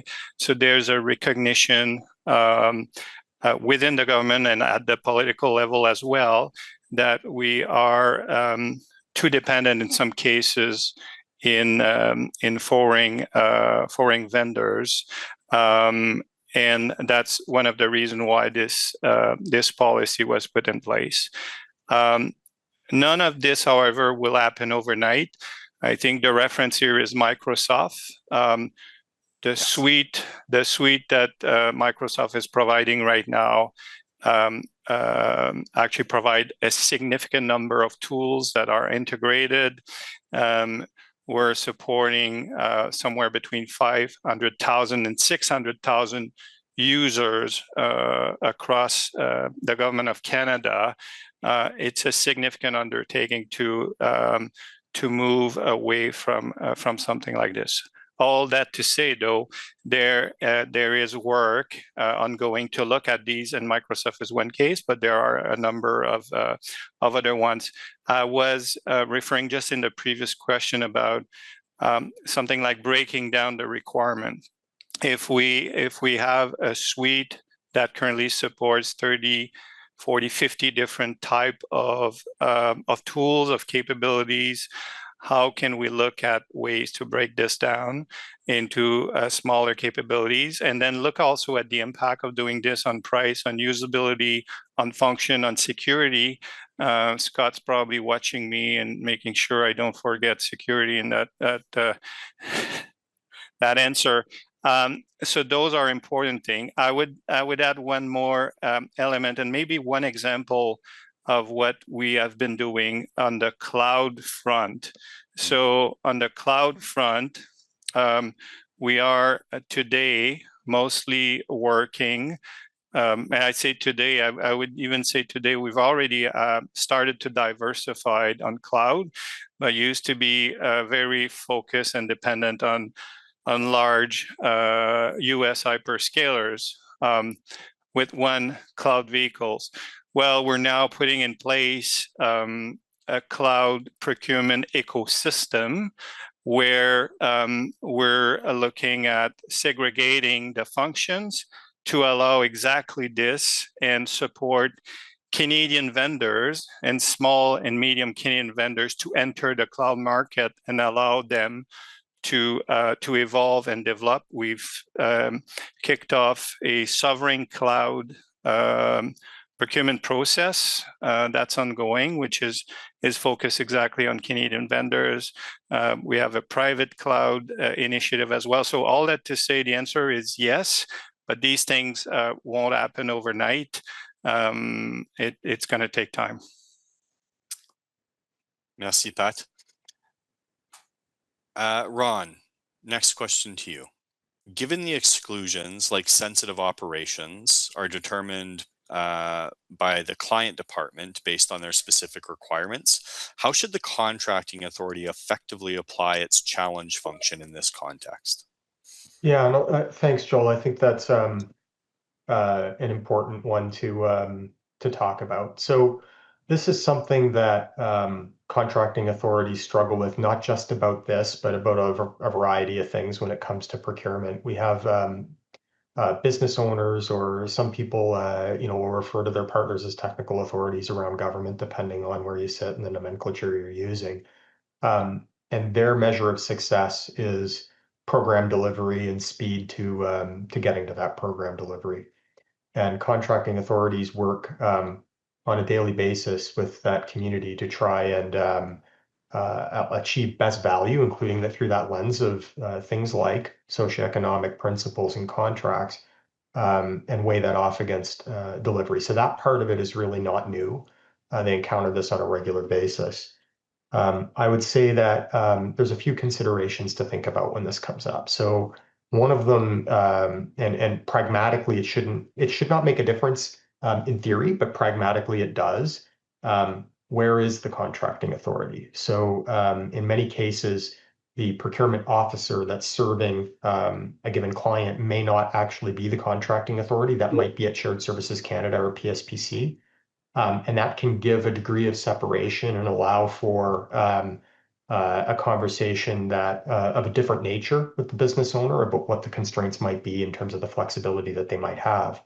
But in the cases where the contracting authority and the business owner are in the same organization and kind of working towards the same objectives and goals, I guess the guideposts I'd give are, I mean, the policy is really designed that individual departments are going to apply it within the framework of governance within their departments if they're operating within their own authorities. But you need to recognize that there's a lot of scrutiny that's being put on the Buy Canadian objectives, the very publicly announced intentions of the government. And you need to have it front of mind that that scrutiny isn't just from your internal audit team at your department. It's not just from PSPC or Shared Services Canada looking at the policy as a common service provider and kind of a third-party organization. A lot of the scrutiny is going to come from other suppliers and members of the public. So when these things get put in place, whether they're intentionally public or not on the proactive disclosure sites, other suppliers in that industry, word gets around, they will know if you're not applying the policy on something where there's a Canadian supplier that could do it. And they will let you know, and they'll let your deputy know, and they'll let your minister know. We're seeing that already in ongoing procurements where Canadian suppliers are very vocally and actively reaching out and trying to press for access to the types of procurements that fall out of under this policy. And the very last thing you want is a sensitive requirement, as an example, being on the front page of the Globe and Mail because another company has, complained in a public venue, or to, have to go up and brief your minister on why you're not executing the will of cabinet. So if you have to make an exception because of something around the sensitive operations nature or any of the other possible exceptions that are out there to the policy, I would really recommend that those decisions be taken at an appropriately senior level within the department so that if that type of scrutiny lands, there's been a careful consideration of the policy and that those decisions have been made at an appropriately accountable level. And when I say appropriately accountable level, I would say executive, not below that. Because that's the kind of scrutiny that's going to come forward if you do something that the public or the industry feels is kind of out of step with the expectations of the government. Thank you, Ron. And I think just to build off of that, I think a shameless plug for our directive. Like I think some of the things that you outlined there, Ron, are good examples of why it's so important to ensure that, and this is always the case, but it's magnified with Buy Canadian. But we need to be documenting the procurement decisions that we make as we work through a file, and this was certainly part of it. Barb, I'm going to turn to you for the next question.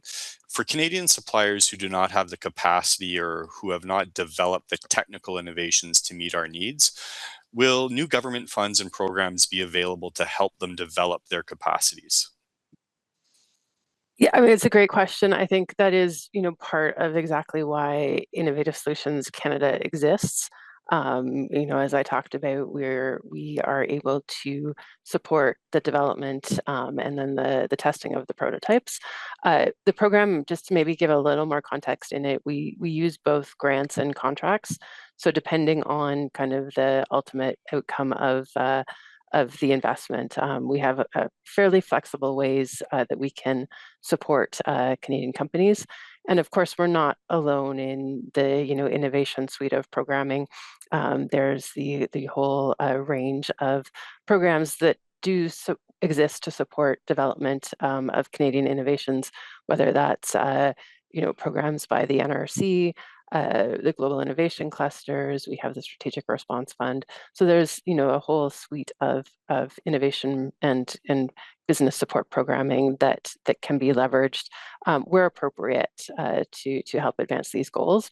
And I think, it will really just depend on, working to identify what those needs are.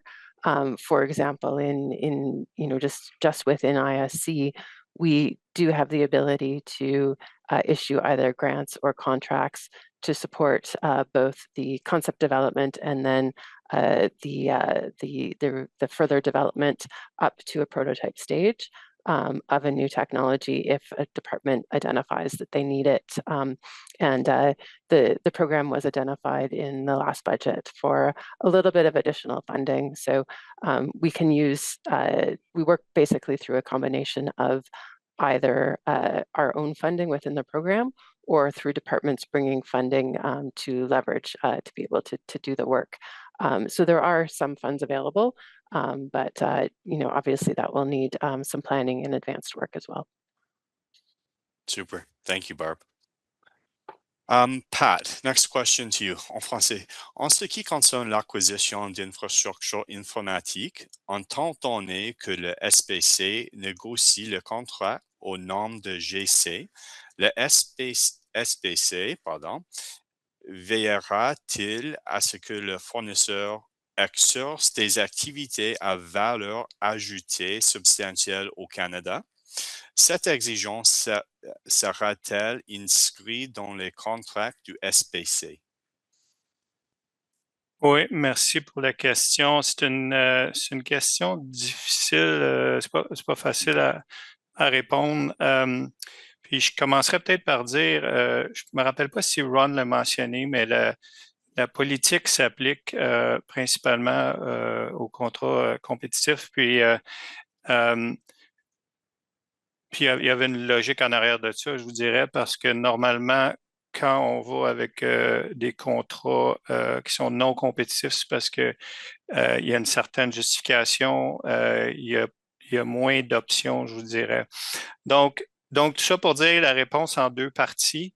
Dans les contrats non compétitifs, puis on le fait régulièrement, même les contrats d'entreprise, on maximise la possibilité d'inclure des besoins pour ajouter de la valeur socio-économique. Donc, on va avoir des discussions avec les vendeurs quand on négocie sur la capacité de supporter les vendeurs et les communautés autochtones. Évidemment, de plus en plus, on a des discussions avec les vendeurs sur des solutions durables, donc environnementales, des solutions qui sont accessibles par défaut, par exemple, puis de supporter les besoins socio-économiques vont continuer à être un élément important dans nos négociations.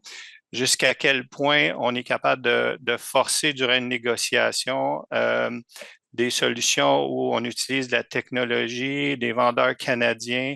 C'est des choses qui vont devenir un gros défi pour nous. Puis définitivement, ça va devenir une priorité. Je vous dirais, puis évidemment, quand on négocie ces choses-là, c'est dans le contrat, puis on s'assure que c'est implémenté. Je dirais aussi l'autre élément par rapport à cette question-là, les vendeurs avec qui on a des contrats d'entreprise source unique comprennent très bien la situation dans laquelle on est, surtout au niveau de la souveraineté digitale.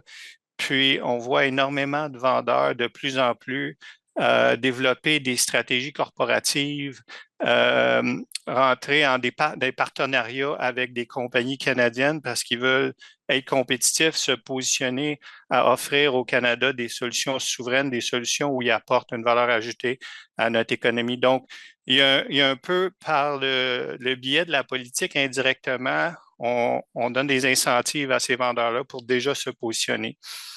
Deuxième chose, j'ai parlé aussi de la diversification. Donc, on essaye de plus en plus de s'éloigner de contrats à source unique puis de se positionner pour pouvoir compétitionner. Puis évidemment, au moment où on compétitionne, ben là, les besoins sont évidemment inscrits dans le contrat. Puis, je pense que Ron l'a mentionné, il y a un besoin des autorités contractantes au cours du contrat de s'assurer que on travaille avec nos clients pour que le vendeur livre selon les besoins, puis selon ce que le vendeur s'est commis à livrer pour les besoins économiques autant que d'autres besoins. Donc oui, ça va être inscrit dans le contrat dans ce contexte-là. Je vais arrêter ici, Joël. J'espère que ça répond à la question. Merci, Pat. Ron, à vous. Existe-t-il des mécanismes de recours pour les fournisseurs qui ne respectent pas le politique ou qui fournissent des fausses attestations concernant des biens ou des services canadiens? Oui, merci pour la question, Joël. Puis je dirais que oui, il y a des mécanismes de recours qu'on peut utiliser, mais j'aimerais reculer un peu puis parler un peu du dessin des contrats qu'on va sortir. Donc, il vaut la peine, puis on va, selon les expériences qu'on va avoir dans les prochains mois, il y aura des différentes tactiques qui vont être essayées, puis des leçons qui vont être apprises quand ça déroule dans les contrats en réalité. Mais le dessin des contrats au commencement, c'est un endroit où on peut considérer des conséquences financières, par exemple, s'il y a des problématiques avec l'application de la politique. Puis aussi, je dirais comme si on voit que ça va arriver dans un contrat où oui, euh, il y a des fausses attestations ou même si le fournisseur il essaie de livrer le montant de contenu canadien qui était dans le contrat, puis il ne peut pas le faire. La première étape, c'est probablement le dialogue avec votre fournisseur pour savoir c'est pourquoi qu'ils ne peuvent pas livrer. Est-ce qu'il y a des remédiations, des autres euh, changements dans le contrat qu'on peut considérer pour augmenter le niveau de contenu canadien qui est peut-être livrable sous le contenu du contrat puis des livrables en général. Mais sinon, oui, il y a des autres options qu'on peut regarder, comme par exemple euh, la limite de ce qu'on peut faire, c'est comme de terminer le contrat. Donc, c'est toujours une option si le contenu d'un contrat n'est pas livré, on peut le terminer pour cause. Et dans ce cas-là, il y a la politique de gestion du rendement des fournisseurs qui s'appliquera, puis il y a des conséquences qui sont pas mal dures dans ce cas-là. Ça peut, par exemple, limiter le nombre de contrats que ce fournisseur là, pourra avoir au futur avec le gouvernement. Puis aussi, je dirais que si on a des questions là-dessus, parce que c'est nouveau, probablement, j'avais déjà mentionné cela dans peut-être dans le dialogue au commencement du réunion, mais s'il y a des questions là-dessus, l'équipe de politique à SPAC de Buy Canadian, ils sont aussi disponibles pour donner des avis, puis aussi travailler avec les autorités contractantes et le restant des clients qu'on a autour du gouvernement pour naviguer si ça va avoir lieu. Ce n'est pas nécessairement le cas quand on va terminer les contrats. Il y a des autres mesures qui peuvent peut-être être considérées de cas en cas. Mais oui, si vous avez des questions, n'hésitez pas de contacter l'équipe de politique, puis ils peuvent vous aider. Puis si vous êtes aussi pas d'autorité contractante, contactez votre autorité contractante le moment que vous savez que oui, il y a un problème avec le fournisseur, puis les livrables, puis ils peuvent travailler avec vous pour s'assurer que ça soit réglé ou peut-être dans le cas où il vaut la peine, on peut considérer comme terminé, par exemple. Merci, Ron. Bonne réponse.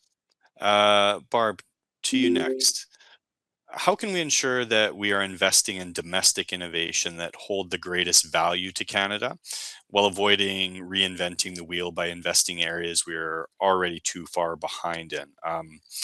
I think some subjectivity there with respect to what holds the greatest value to Canada, but over to you. Yeah, thanks for the question. I mean, I think if I had the complete and perfect answer to that, I would I'd I mean, that would be amazing, right? Like this is the $1 million question.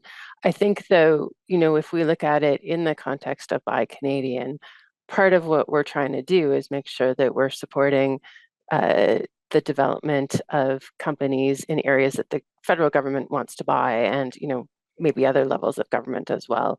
So I think that, you know, that we can work and make really good investments to support a strong ecosystem. And those companies, if we want to buy, often, other organizations want to buy, often other governments want to buy. So there are real opportunities for growth and for building domestic industries here, in a way that we can leverage. And, sometimes if we try to get it perfect, and that can prevent us from doing things that are really good. So I think we've got lots of opportunities here. But we also do have the ability to support some real cutting edge innovations. Innovative Solutions Canada, among some of the other innovation programs, we're making real strides in developing a strong quantum industry in Canada, and indeed one that the world is looking at. We're world leaders in many areas, and one of the things that we need to do is be looking at buying from our own companies so that we can support them and help them grow. Thank you, Barb. Scott, next question to you. This is a data sovereignty question. The US government can potentially access data stored by cloud service providers that are subject to US jurisdiction, even if the data is stored in Canada.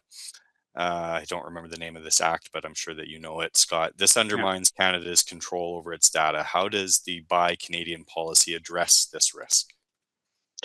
Yeah, so this is going to be a bit of a long answer because I want to walk through a bit of the chain of thought around it. And so the first thing I want to say is, by the way, Canada can do the same thing, and so can Germany, and so can France. It may surprise a lot of people, but almost every country has laws that apply extraterritorially. And that's because crimes are extraterritorial. In this digital world, law enforcement needs tools that allows them to investigate crimes. And a lot of those crimes now cross borders and are performed digitally. So courts and laws have now been adopted to apply extraterritorially. So I think that's important. I know we pick on the US a lot and the Cloud Act. And like what the Cloud Act basically does is clarify that, hey, US law enforcement, you can apply the subpoena powers and warrant powers extraterritorially. We can do the same in Canada. It's in the CSIS Act. There's also a Brecken decision that it says we recognize virtual presence in Canada. So if you do business over the internet, you fall under Canadian law. Okay. So I think it's important to level the playing field. So when it comes to this question, I'm going to break it up into two parts: jurisdiction and enforceability. So does a company fall under the laws of another country? And the answer is almost always yes, despite the corporate structure of that country, the company, the ownership of that company, where it's located. And that's because courts don't use a decision tree to determine jurisdiction. Often, if, for example, I'm a criminal, I'm in Germany, I use a cloud service that's in Germany, but I commit a crime in Canada, Canadian law enforcement will use laws to come after me the best they can to investigate that crime. Okay, so commercial entities do fall under an overlap of jurisdictions. So the next thing you have to look at is enforceability. What is the ability for a foreign government to enforce their law on an entity?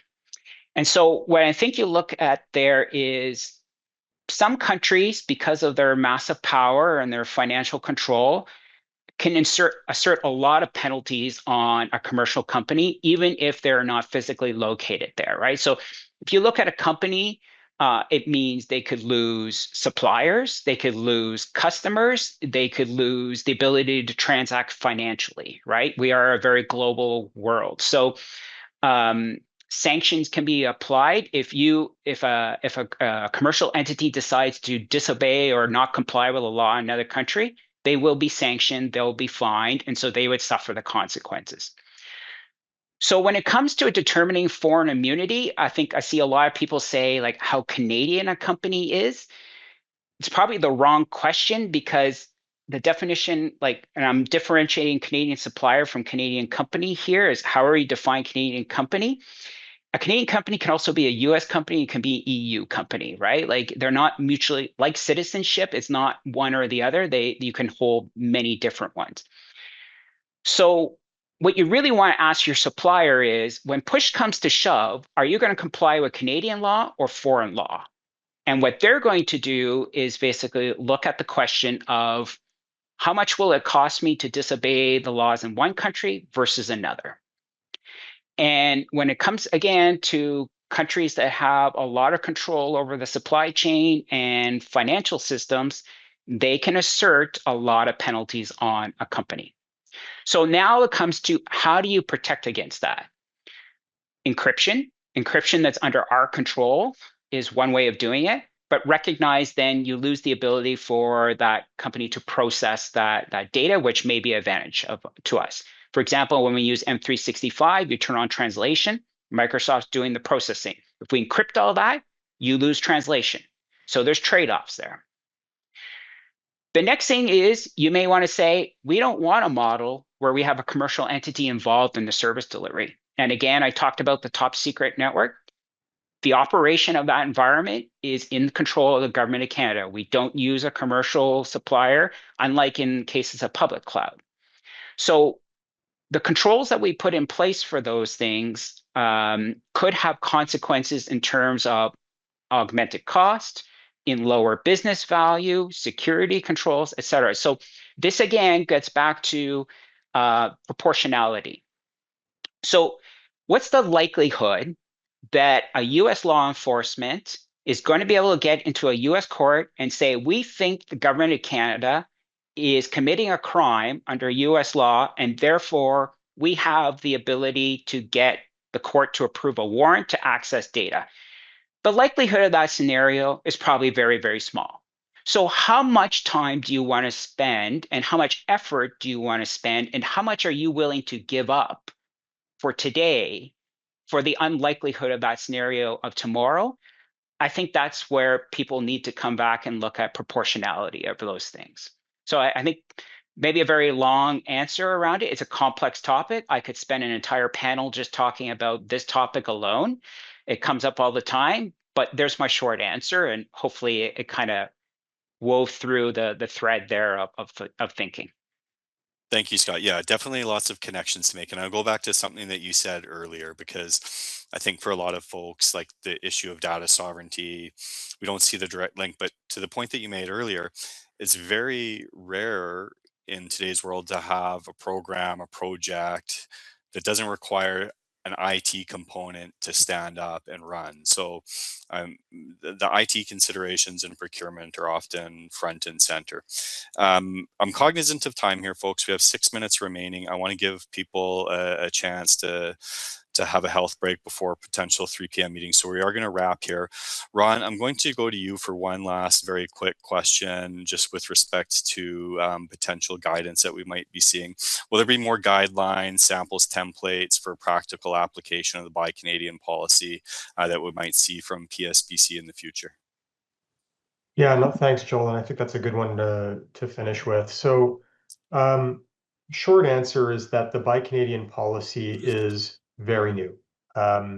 When it first came out, and we caught wind that it was coming out in the operational parts of procurement at PSPC, we understood that it was going to have to apply to procurements that were in flight. So, because of that, I've had a variety of teams in my organization. I think the same is probably true of Pat's organization at Shared Services Canada and the other operational procurement parts of PSPC, that we've been, in many ways, trying to craft appropriate terms and conditions and evaluation criteria to take into account the new policy for those in-flight procurements. And as that's happening, we're learning lessons along the way and trying to share those amongst our teams.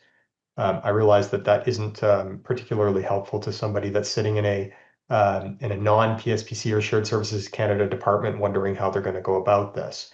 So what I would say is, as we've come up with these different techniques and tools, we're doing our best to feed those back to the policy center at PSPC, and as well the people that that work in something called the Contract Modernization Initiative. So many of the folks that are on this call might be familiar with CMI. It's a effort to standardize things like terms and conditions for contracts. And it's been rolling out progressively to departments across government to help them standardize and streamline the construction of contracts. So as we end up with examples that are specific to commodities and proven to work in spaces like, let's say, IT or infrastructure and so on, those CMI clauses are going to be updated centrally by PSPC and rolled out to the departments that are part of that initiative, so they'll benefit from that. And when it comes to evaluation criteria, we're feeding examples back to the policy center as well so that they can give those out in terms of advice. So what I would suggest is for the next little while, if people are making best efforts to apply this and being innovative, I think there's appetite for that to happen and to continue to happen. It's probably the best way to kind of make a difference in the immediate term. But as we have better examples and as you have successes, I would encourage people to share those with colleagues and also share them back with the Buy Canadian policy team at PSPC. Because the more we can get examples of what's working effectively in a given commodity space, the more we can make that available through the procurement community, be it CAB or through the senior designated official net, so that those are distributed throughout government and people are able to not have to reinvent the wheel each time. I would say there is a lot of room to innovate and create in this space because of how new the policy is and how few procurements have actually gone through fully applying it at this point. But as that normalizes, I think it's incumbent on all of us to kind of share those good examples so that we can all learn from one another and apply it the most effective way possible as quickly as possible. Thank you, Ron. And just before I let you all go, in the chat, you'll have seen a link provided to the Canadian Institute for Procurement and Material Management National Workshop in June 2026. There were a lot of questions that came in during the session here today that we did not get to, a lot of them of a more technical nature, understandable why. I'm going to just note the program for the SIPM National Workshop is not posted yet, but there will be a PSPC-led presentation, panel discussion at that workshop that is much more focused on sort of the technical aspects of implementation of the policy. So watch for that. Encourage you to register and come and listen to that as well. So I will close on that. Lastly, sorry, a big thank you to our panelists and to all of those of you who registered for this session and listened in. There were, I think, just over 2,600 folks who registered. I'm not sure how many showed up to view, but obviously a significant amount of interest in this. So thank you to you all for making this a success. Take care.